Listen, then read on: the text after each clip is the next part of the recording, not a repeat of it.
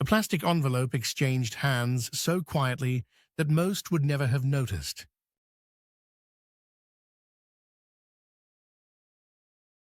To anyone watching, Floyd Fairweather was just another tourist. Khaki shorts, sweat-stained shirt, nervously palming his camera case. This can stop another Tower 7. But the smile on Noy's lips, that was the real giveaway.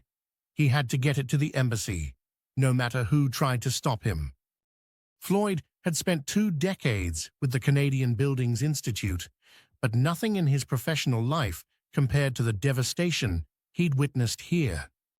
Just 3 days ago, a 33-story office block had crashed onto itself in a rolling wall of dust, glass, and screams.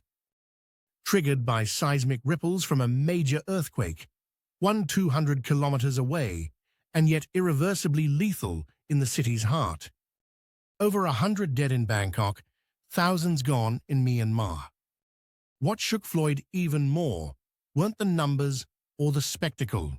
They were the names on the construction permits. China Railway Number 10, Shin Ki-yuan, Steel Co., Latadi. Companies he'd watched emerge again and again, like bad coins, in international infrastructure deals. In China, they called it Tofu Dreg construction, buildings so shoddy they'd crumble in the rain. It made Floyd sick to his stomach to imagine such a future built into Canada's soil. But nothing could move without evidence.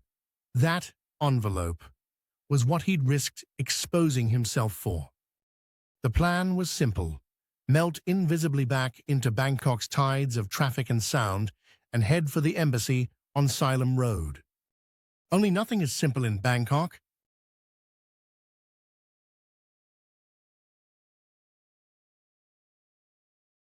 The tuk-tuk Floyd hailed was piloted by a man eager to dodge every lane and alert to every siren. But halfway through a snarl of mopeds and wheezing buses, the engine coughed, spit oil, and died. Floyd's stomach twisted. He glanced behind. 2 black sedans nosed through the jam, their windows impossibly dark. Security services looking for anything out of place. Somewhere ahead, motorcycle taxis clustered like hornets at a curb. Floyd tightened his grip on the envelope, dove into the chaos, and almost against his nature, waved down the youngest driver. Embassy! The bike juddered under his weight.